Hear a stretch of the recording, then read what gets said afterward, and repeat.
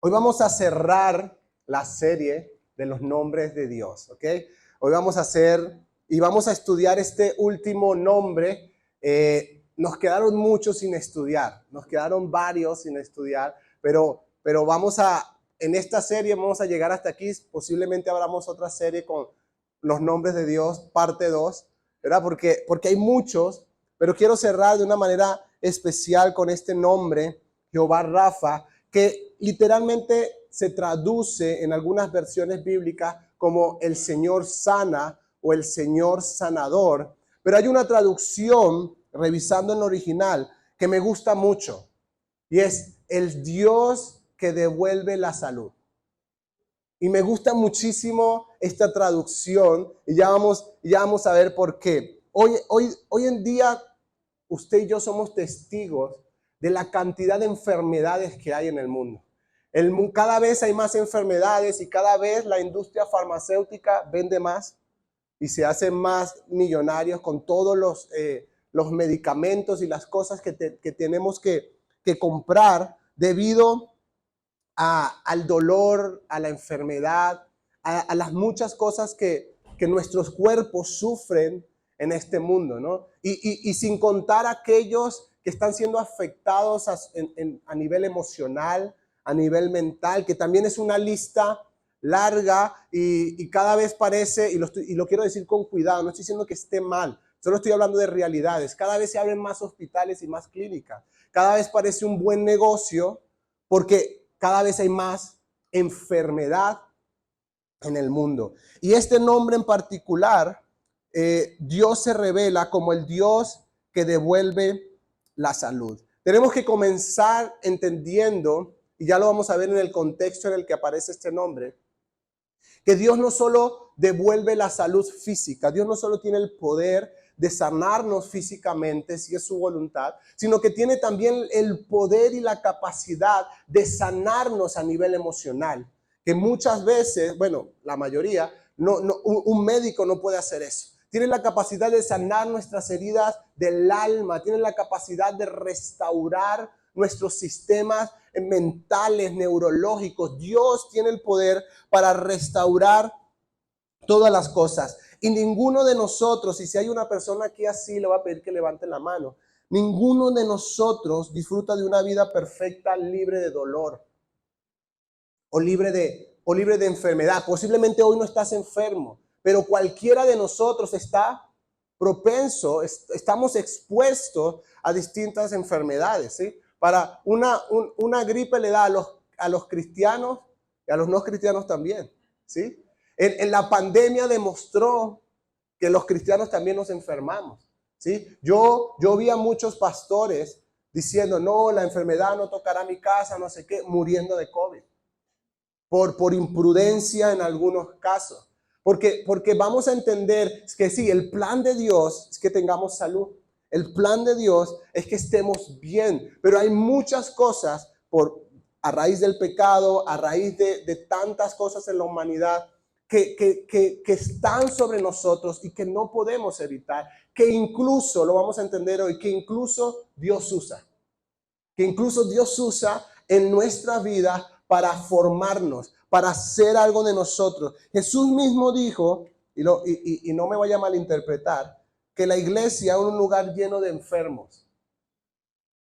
Que los sanos no necesitan de médicos, sino los enfermos. Y que Él vino a buscar a pecadores para que se arrepientan. Eso está en Lucas 5, del 30 al 32. Los fariseos y los maestros de la ley, que eran de la misma secta, reclamaban a los discípulos de Jesús: ¿por qué comen y beben ustedes con recaudadores de impuestos y pecadores?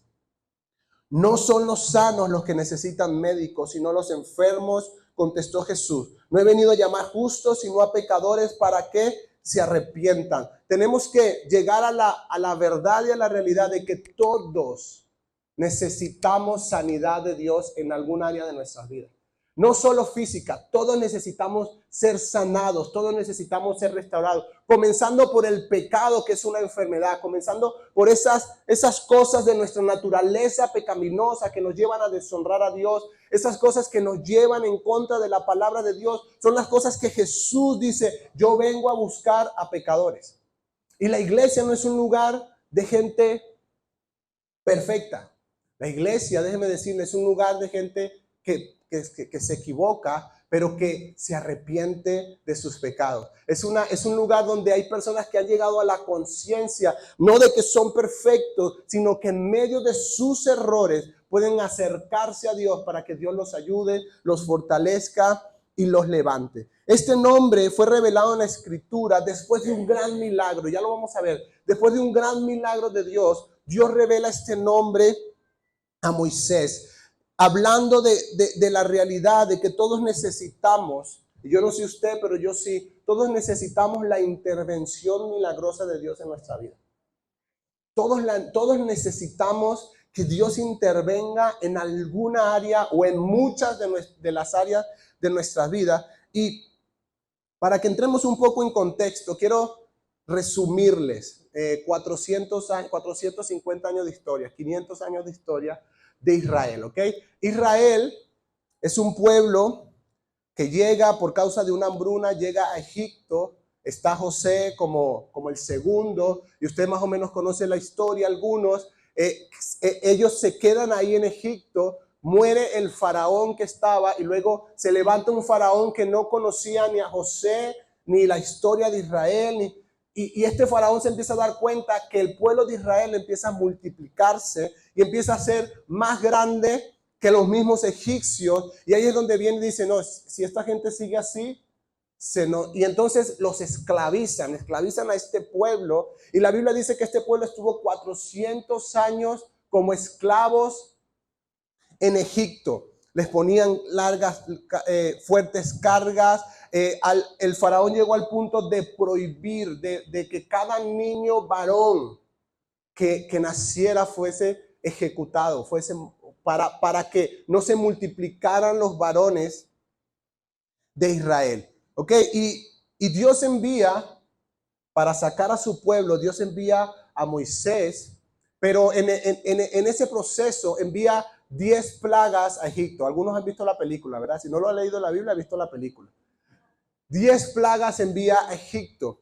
Curiosamente, pasaba algo muy particular. Las plagas siempre tocaban al pueblo de Egipto, pero el pueblo de Israel no era tocado por ninguna de las plagas. No se veía afectado a pesar de estar en medio de ese pueblo. Era parte de lo que Dios estaba haciendo. La Biblia dice que Dios endurecía el corazón cada vez más de Faraón, porque él quería mostrar su gloria, porque él quería mostrar su poder. Y Dios, después que sacó al pueblo de Egipto, la Biblia relata que los llevó al desierto. Y me gusta esto que escribí aquí. Dios envió plagas a Egipto para sacar a Israel de Egipto. ¿Se entendió, verdad? Ahora voy con la segunda parte. Pero Dios llevó a Israel al desierto para sacar a Egipto de Israel. ¿Se entendió? Suena como un trabalengua, ¿no? Pero era necesario, y aquí voy a ir al primer punto, antes de entrar en el nombre. Nadie sale de la esclavitud directamente a la tierra prometida. Primero hay que atravesar el desierto. Porque necesitamos que nuestra mente sea renovada. Y por eso está esa historia ahí en la Biblia. Porque eso no solo pasó con Israel. Quiero que sepas que eso pasa con cada persona que cree en Jesucristo. Quizás alguno escuchó ese evangelio de si crees en Jesucristo y todo va a estar bien y todo se te va a arreglar y la vida se te va a arreglar. Y después nos dimos cuenta que todo era una mentira. Incluso podríamos decir en algunos casos que cuando realmente nos convertimos en el evangelio, las cosas se pusieron peor. Las cosas se pusieron más difíciles. Las cosas empezaron a cerrarse. Y no entendíamos que, pero si se supone, es que no es Alicia en el País de las Maravillas. Al contrario, es necesario. Entramos en un proceso de Dios, muchos de nosotros, para cambiar nuestra manera de pensar. para cambiar la mentalidad de esclavitud que teníamos al pecado, de esclavitud al sistema del mundo. Y esto es lo que ocurre con el pueblo de Israel. Y cuando están saliendo, se encuentran con una gran prueba. Se encuentran frente al Mar Rojo. Y también han visto la película, ¿verdad? Y no tenían a dónde ir. Al frente estaba el mar y detrás venía el pueblo de Egipto con sus caballos, sus soldados, dispuestos a acabar con ellos. Y estaban literalmente encerrados. No tenían nada que hacer hasta que Dios hace este gran milagro a través de Moisés, de que golpeara las aguas. Y la Biblia relata que, ya lo vamos a ver, que era como una pared, un muro a la derecha y a la izquierda las aguas, y pasaron en seco. Pero después que pasaron, y el pueblo de Egipto los siguió, las aguas vinieron sobre este pueblo de Egipto y los destruyó a todos. Hay una historia que escuché que me pareció muy graciosa, que un niño en un colegio estaba relatando esta historia como parte de una exposición, y la maestra atea le dijo, eso no puedes, tú no puedes creer que ocurrió eso. Le dijo, es más, está comprobado científicamente que por donde pasaron los del pueblo de Israel eran aguas de medio metro de profundidad. Y el niño gritó, dijo, gloria a Dios. Esto me demuestra que mi Dios es grande. La maestra le dice, ¿cómo? Porque Dios hundió todo un pueblo en medio centímetro de agua. Y siempre me parece graciosa esta historia, pero quiero que sepas algo, lo digo con mucho cuidado. Tú y yo tenemos que tomar la decisión en algún momento de nuestra vida de creer si lo que la Biblia relata es verdad o no. Porque si pensamos que solo son fábulas o historias que alguien se inventó, no vamos a conseguir afianzar nuestra fe. Pero si sabemos que todo lo que la Biblia dice es verdad, que la Biblia dice que había un muro a la derecha y a la izquierda que pasaron en seco, y luego esas aguas hundieron a todo el ejército que los seguía, tenemos que llegar a la conclusión de que eso que relata la Biblia, aunque no lo hayamos visto, aunque no hayamos estado ahí, es verdad, porque todo lo que la palabra de Dios dice es verdad. Y en Éxodo 14, del 29 al 31 dice, los israelitas, sin embargo, cruzaron el mar sobre tierra seca. Pues para ellos el mar formó una muralla de agua. A la derecha, ese día el Señor salvó a Israel del poder de Egipto. Los israelitas vieron los cadáveres de los egipcios tendidos a la orilla del mar, y al ver los israelitas el gran poder que el Señor había desplegado en contra de los egipcios, temieron al Señor. ¿Y qué dice? Y creyeron en él. ¿Quién no creería con algo como eso, verdad? Cualquiera, o sea, hasta el ateo más ateo ve eso y dice, este Dios es real, esto es impresionante. Dice, creyeron en él y en su siervo Moisés. Y Dios muestra, aparte de las plagas, pero ese fue el primer milagro que Dios hizo delante de todo el pueblo, y pudieron ver, dijeron, y tanto fue la emoción, tanto fue lo que vieron, que prepararon una noche de presencia viva. Y se levantaron en alabanza. La Biblia dice que había danza, adoración, cánticos. Estaban celebrando el gran milagro que habían visto, cómo Dios los libró en un momento de toda la persecución que tenía. Y les voy a leer algunos textos de Éxodo 15 donde aparece todo esto. Versos 2 y 3. El Señor es mi fuerza, mi cántico, Él es mi salvación, Él es mi Dios, lo alabaré, es el Dios de mi Padre y lo enalteceré. El Señor es un guerrero, su nombre es el Señor. Versículos 6 y 8. Tu diestra, Señor, reveló su gran poder. Tu diestra, Señor, despedazó al enemigo. Bastó un soplo de tu nariz para que se amontonaran las aguas. Las olas se irguieron como murallas. Se inmovilizaron las aguas en el fondo del mar. Verso 11. ¿Quién, Señor, se te compara entre los dioses? ¿Quién se te compara en grandeza y santidad? Tú, hacedor de maravillas, nos impresionas con tus portentos. Si pueden leer Éxodo 15, está lleno de alabanza, estén diciendo, ¿quién como el Señor? ¿Quién como nuestro Dios? ¡Qué impresionante! Y todos estaban danzando, alabando, glorificando a Dios. Y yo creo que todos nosotros hemos tenido de esos momentos en los que vemos la obra de Dios en nuestra vida y nos levantamos en adoración, en alabanza. Queremos testificar, queremos cantar, queremos adorar. Pero después viene el desierto muchas veces,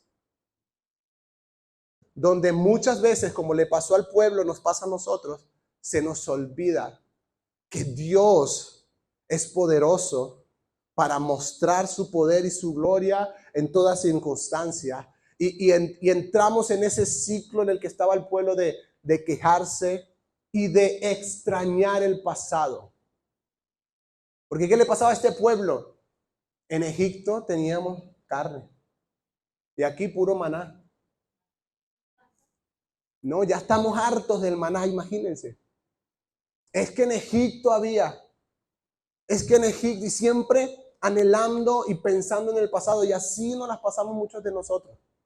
No entendemos que los que hemos creído en Dios, lo mejor no nos sucedió ya, lo mejor nos va a suceder en el futuro, porque vamos de gloria en gloria y de victoria en victoria, según lo que la Biblia dice. Qué bueno por las cosas buenas que hemos vivido en el pasado, pero no nos podemos quedar allí. Tenemos que siempre estar atentos de no quejarnos y de no estar extrañando, ¿sí? Número 2, y esto ya lo vamos a explicar. Necesitas revisar, ¿qué dice? Los apuntes de las clases. ¿De qué clase me estás hablando? Yo ya no estoy en la universidad, no. Las cosas que han sucedido en el pasado en tu vida y que el Señor se ha manifestado para enseñarte algo en particular, que muchas veces se nos olvida, que muchas veces pasamos por alto. Y aquí es cuando viene el desierto. No olvidemos que ellos no se metieron en el desierto por su propia voluntad. Dios los llevó al desierto y Dios los puso a dar vueltas en el desierto. Y dice la Biblia que allí los puso a prueba, que allí puso a prueba muchas veces al pueblo de Israel. Y el pueblo de Israel una y otra vez fallaba, una y otra vez faltaba a la prueba. En teoría, porque no conozco las realidades de todo, en teoría cuando estabas estudiando, no te hacían un examen de algo que no te habían enseñado, ¿verdad? En teoría los exámenes, las evaluaciones vienen a probar algo que ya te habían enseñado, algo que ya te habían explicado, algo que ya te habían dicho cómo era y quieren medir qué tanto de lo que viste en clase pudiste tomar, pudiste tener. Y lo mismo pasa desde mi perspectiva, y ya lo vamos a ver ahorita en la Biblia, con nuestra vida. Dios no nos pone a prueba en cosas que no nos ha enseñado antes. Dios no nos prueba en cosas que ya antes no ha demostrado, o no nos ha mostrado en la Biblia, o no nos ha hablado por medio de su Espíritu, que Él tiene el poder y la capacidad de ayudarnos en el medio de esa prueba. Pero cuando estamos en medio de esa situación, se nos olvida. Y quiero leerte Éxodo 15, del 22 al 25. Seguimos en la misma porción de la Biblia. Moisés hizo partir a Israel del Mar Rojo. ¿Dónde estaban? En el Mar Rojo. ¿Qué había pasado en el Mar Rojo? El gran milagro. Estaban ahí en Éxodo 15 gritando de alegría, celebrando, alabando a Dios. Decían, impresionante. Y salieron hacia el desierto de Shur. Anduvieron 3 días. Diga conmigo, 3 días. No son 3 años. No son 3 semanas. No son 3 meses. ¿Cuánto fue? Esto es importante. En el desierto y no encontraron agua. Cuando llegaron a Mara, no pudieron beber las aguas de Mara porque eran amargas. Por tanto, al lugar le pusieron el nombre de Mara. Y murmuró el pueblo contra Moisés. ¿Cuántos días habían pasado? 3. Diciendo, ¿qué beberemos? Entonces él clamó al Señor y el Señor le mostró un árbol y él lo echó en las aguas y las aguas se volvieron dulces. Y Dios les dio allí un estatuto y una ordenanza y allí los puso a prueba. Miren, pasaron 3 días desde ver el mar abrirse, o sea, ver a un Dios que tenía el poder sobre las aguas.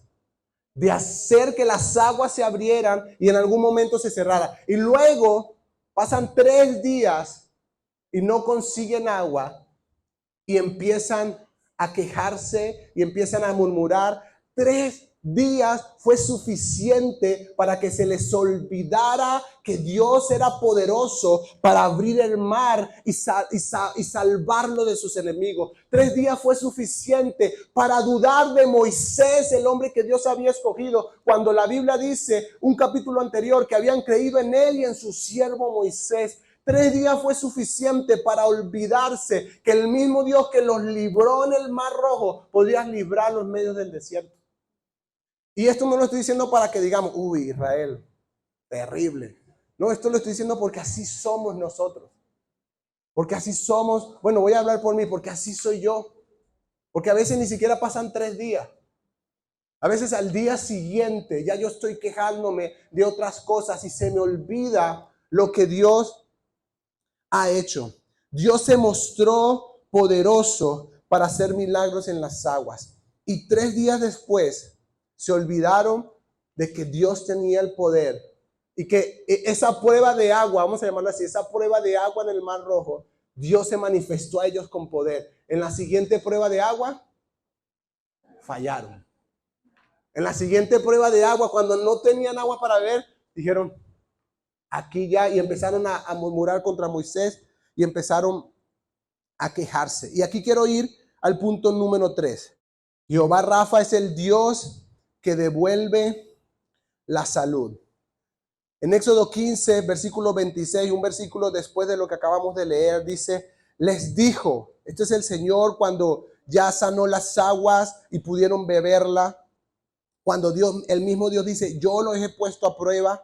3 días después, les dijo, yo soy el Señor, su Dios. Si escuchan mi voz y hacen lo que yo considero justo, y si cumplen mis leyes y mandamientos, no traeré sobre ustedes ninguna de las enfermedades que traje sobre los egipcios. Yo soy el Señor que les devuelve la salud. En el original dice, yo soy Jehová Rafa. Yo soy el Señor que les devuelve la salud. Y aquí es bien interesante que Dios está hablando de restaurar algo a su estado original, pero no estaba sanándolos a ellos físicamente en ese momento, sino que sanó las aguas para que pudieran beberla. Es Dios revelándose no solo como el sanador de nuestras enfermedades o como el que nos protege, sino también como un Dios que restaura las cosas a su estado original, al diseño original de Dios, que fue lo que hizo en las aguas. El plan original de Dios es que tengamos salud. Porque usted no va a encontrar en la Biblia, y cuando veamos a Adán decía, uy, me duele la espalda para agarrar esta manzanita. Hoy amanecí con un dolor aquí. Hoy me duelen las rodillas. Me duele la cabeza. No existía. No existía la enfermedad, no existían las dolencias, ¿sí? En el plan original de Dios. En el plan original de Dios no existía eso. El pecado es una de las consecuencias del pecado es la enfermedad, la decadencia de nuestro cuerpo, el envejecimiento, que algunas cosas empiezan a costarnos un poco más, forman parte de las consecuencias de este pecado original, de este primer pecado del hombre. Y algunas personas me han preguntado, ok, pastor, pero si el plan de Dios es que no nos enfermemos, que estemos en salud, ¿por qué nos enfermamos? ¿Por qué sigue sucediendo esto? Y hay varias causas, pero voy a nombrar solo algunas. Primero está la intervención del hombre. Algunas de las enfermedades son por nuestra mala alimentación. Y no podemos echarle la culpa a Dios de eso. Algunas de nuestras enfermedades son porque abusamos con algunos alimentos. Dios, por favor, sáname. Sí, pero deja de comer grasita, deja de comer ciertas cosas que te están afectando la salud. A esto me refiero yo con la intervención del hombre, sin meternos en el tema de la manipulación de los alimentos, sin meternos en la manipulación genética que todo lo que hay hoy, ¿verdad? Sin meternos mucho en eso, muchos de nosotros nos estamos autoenfermando. Y yo creo que no es voluntad de Dios, pero es consecuencia de nuestras decisiones. No es voluntad de Dios que estemos pasando por algún momento, pero son consecuencias de en algunos casos, ¿verdad? Nuestros problemas de alimentación, la manipulación de los alimentos, algunos medicamentos que nos sanan de unas cosas y nos enferman en otras. Eso forma parte. El deterioro del medio ambiente, el envejecimiento natural de nuestro cuerpo, es un factor que no podemos pasar por alto. La decadencia, el deterioro que va teniendo nuestro cuerpo. Pero también hay una causa muy importante, porque Dios quiere. Porque ¿cómo me explica usted una persona, un niño que nace con una enfermedad? ¿Qué pasó? Y siempre recuerdo esta historia cuando hay un hombre ciego de nacimiento y los discípulos dicen, ajá, ¿y quién pecó aquí? ¿La mamá o el papá? Porque nació ciego. Y Jesús le dice, ni el papá ni la mamá. Esta enfermedad es para que el nombre de Dios sea glorificado. Y punto. Y lo sanó y hubo un gran testimonio y una gran obra de Dios. Hay cosas en este tiempo que el Señor simplemente permite. Hay cosas de las que Dios no nos ha querido librar. Y usted y yo tenemos que hacer la paz con esa idea porque Él es el Señor y no nosotros. Porque Él es el Rey y no nosotros. Porque en algunos casos, por no decir la mayoría, muchos de nosotros necesitamos momentos como ese, momentos de desierto, momentos de enfermedad, momentos donde necesitamos aprender a doblegar nuestro orgullo, a doblegar nuestra alma y reconocer que solo Él tiene el poder y tiene la capacidad de sanarnos y que si no lo hace está bien porque Él es el Señor. A eso se refiere con conocer el nombre de Dios. Salmo 103, versos 2 y 5 dice, alaba alma mía al Señor y no olvides ninguno de sus beneficios. Porque esto es lo que nos pasa. Nos olvidamos de las cosas que Dios ya ha hecho en el pasado. Y cuando estamos pasando por un momento de prueba similar a cosas anteriores, no se nos olvida que el mismo Dios que lo hizo una vez puede hacerlo de nuevo. Dice, Él perdona todos tus pecados y sana todas tus dolencias. Él rescata tu vida del sepulcro y te cubre de amor y compasión. Él colma de bienes tu vida y te rejuvenece como las águilas.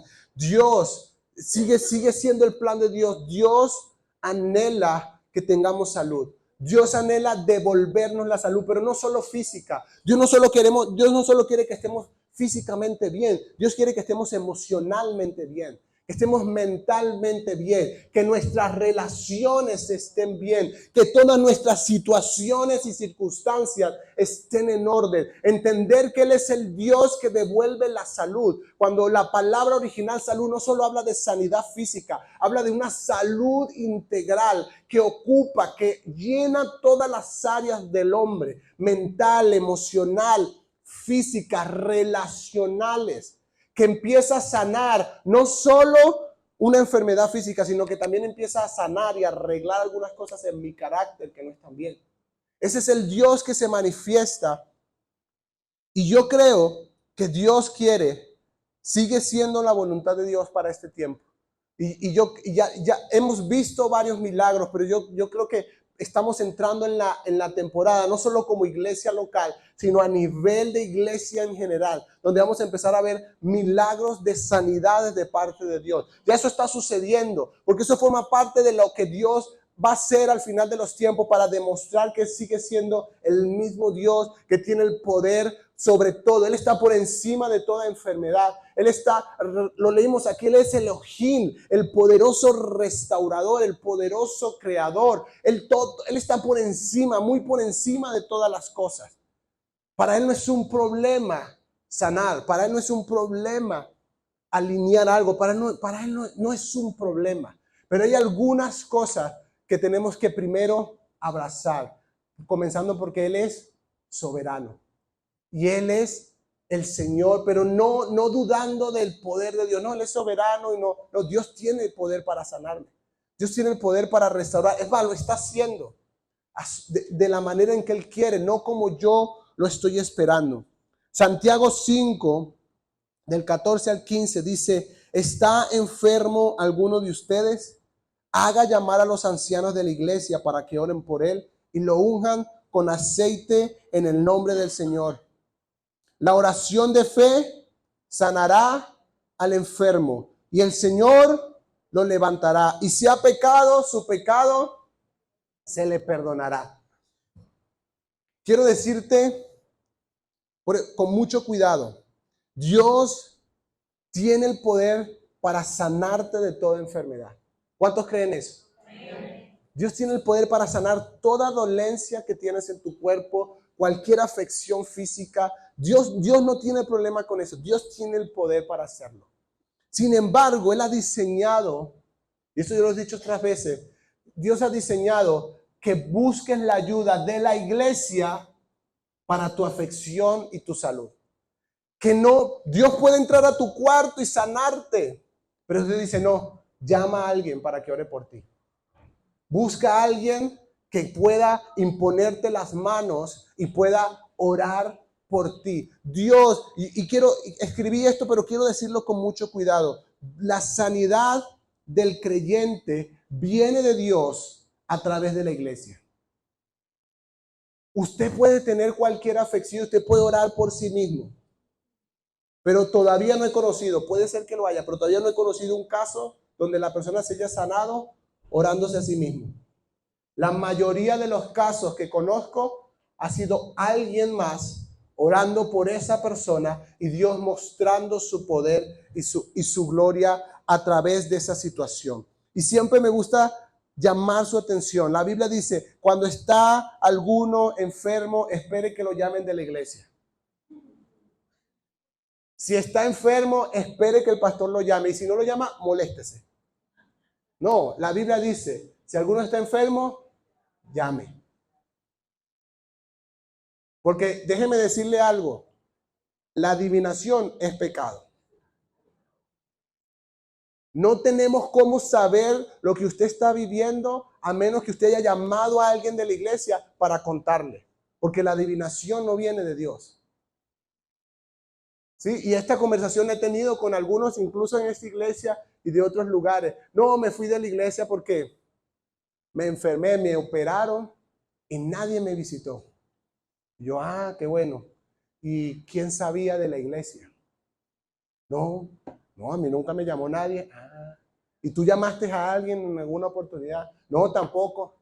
O sea, que tú esperabas que la gente adivinara por alguna extraña razón lo que estabas pasando. Y muchos de nosotros llevamos ofensas en nuestro corazón por eso. No, pasé una situación muy difícil tuve que hacer esto, nadie me ayudó. No, nadie te ayudó porque no pediste ayuda. Nadie fue para ti porque nunca pediste que alguien te visitara. Nadie, no sucedió porque nadie sabía lo que estaba viviendo. Es diferente cuando avisaste, llamaste y nadie te visitó. Ahí sí la conversación es distinta.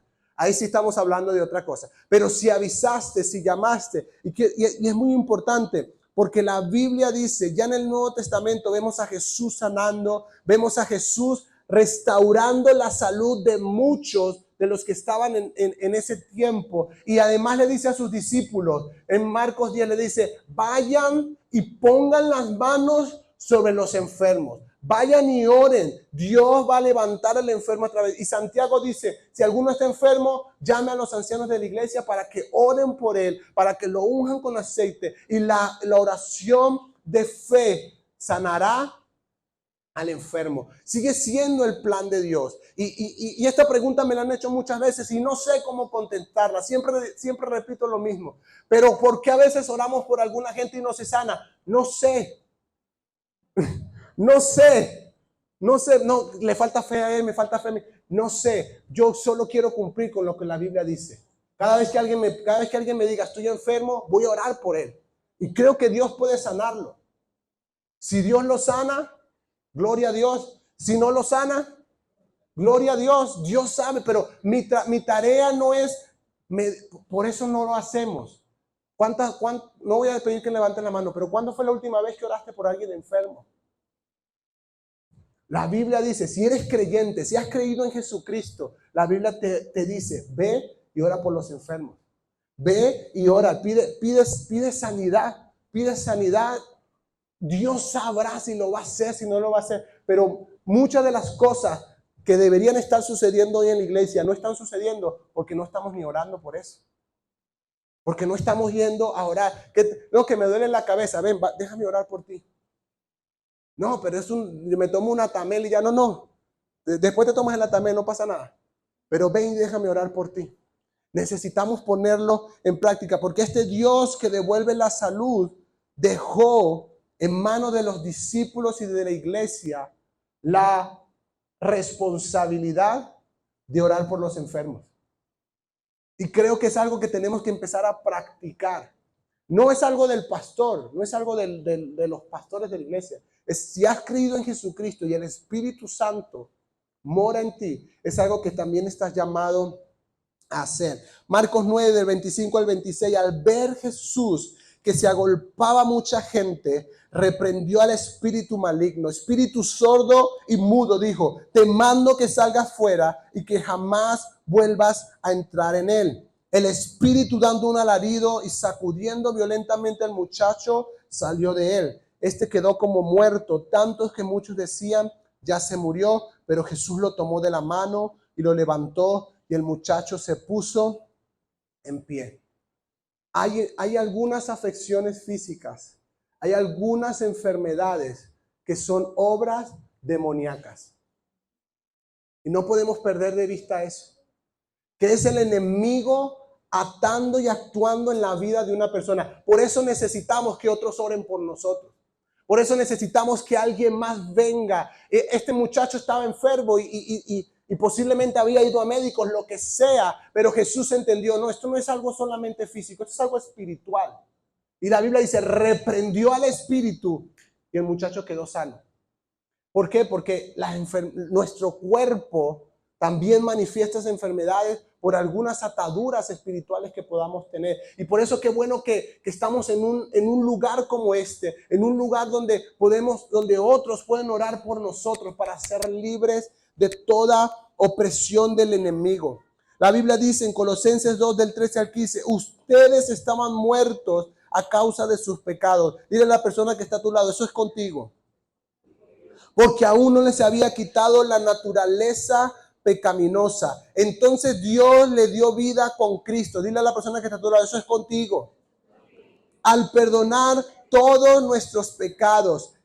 Versículo 14. Él anuló el acta de los cargos que había contra nosotros y la eliminó clavándola en la cruz. De esa manera desarmó a los gobernantes y a las autoridades espirituales y los avergonzó públicamente con su victoria sobre ellos en la cruz. Por eso el creyente tiene autoridad para reprender a los demonios. Porque no es algo que hicimos nosotros, es algo que Él ya hizo. Él venció sobre ellos. Él ya venció sobre toda opresión demoníaca. Lo que el creyente, usted y yo tenemos que hacer es ir y declarar lo que la Biblia dice que ya es una realidad en la vida de alguien. Y Dios hace su obra. Y Dios es el que hace su obra. Pero eso nos incluye a todos, tanto para hacerlo como también para ser de los que llaman y dicen, hey, estoy pasando por un momento de enfermedad, estoy pasando por una situación difícil, ¿podrías orar por mí? ¿Podrías ayudarme? ¿Podríamos reunirnos? ¿Podrías ayudarme en esta situación que estoy viviendo? Y quiero terminar con este texto para que oremos. Porque es importante, Lucas 4, del 16 al 19, que entendamos lo que Jesús dijo. Llegó a Nazaret, donde se había criado, y según su costumbre, entró a la sinagoga el día de reposo y se levantó a leer.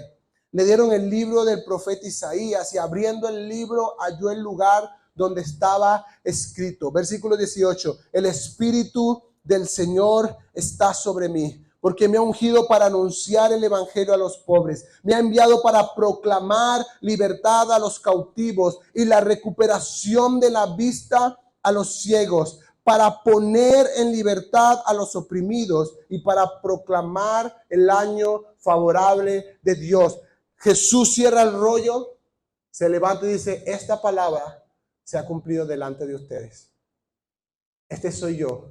Yo he venido a liberar a los quebrantados, a liberar a los oprimidos, a sanar, a traer libertad, a restaurar la salud de muchos. Y eso es lo que Dios hace en la vida de cada creyente. No te digo que va a pasar de un momento a otro. En algunos casos sí, en otros no, pero es algo, es una realidad. A eso vino Jesús. Jesús vino a liberar al oprimido, a sanar al enfermo, a restaurar a todo aquel que lo necesita. Y es lo que está haciendo en la vida del creyente.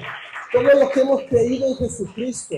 Jesús vino a manifestar a este Jehová Rafa, a este Dios que devuelve la salud. Y en su ministerio lo empezó a mostrar. Este es el plan de Dios. Y luego le dijo a los discípulos, vayan ustedes y oren por los enfermos. Oren, echen fuera demonios, pongan las manos. Porque no es por la autoridad de ustedes, no es por el poder de ustedes, es por el poder y por la victoria que Él ganó, que Él logró por medio de la cruz.